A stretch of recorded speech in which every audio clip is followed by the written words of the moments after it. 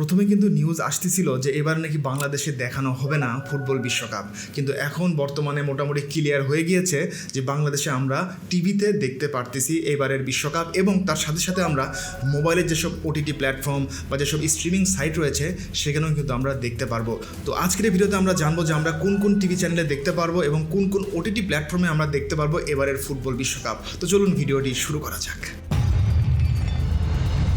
প্রথমে যদি আমরা টিভির কথা বলি তাহলে বলা হচ্ছে যে বিটিভি, তারপর টি স্পোর্টস এবং স্টার নিউজ, এই তিনটা চ্যানেল যৌথভাবে নাকি নিয়ে আসতে যাচ্ছে ফিফা ওয়ার্ল্ড কাপ বাংলাদেশে।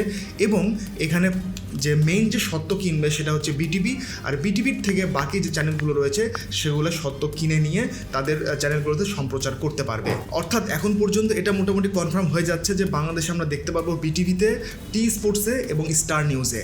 এখন যদি আমরা কথা বলি যে মোবাইলে আমরা কীভাবে দেখব, কোন কোন ওটিটি স্ট্রিমিং সাইটে আমরা দেখতে পারবো, তাহলে সেটা হলো প্রথমে এটা বলার আগে আমি আপনাদেরকে বলে নিই, আপনারা যদি সিম ইউজ করে থাকেন গ্রামীণ ফোন অথবা বাংলালিংক অথবা রবি, তো আপনারা কিন্তু খুব সহজে দেখতে পারবেন।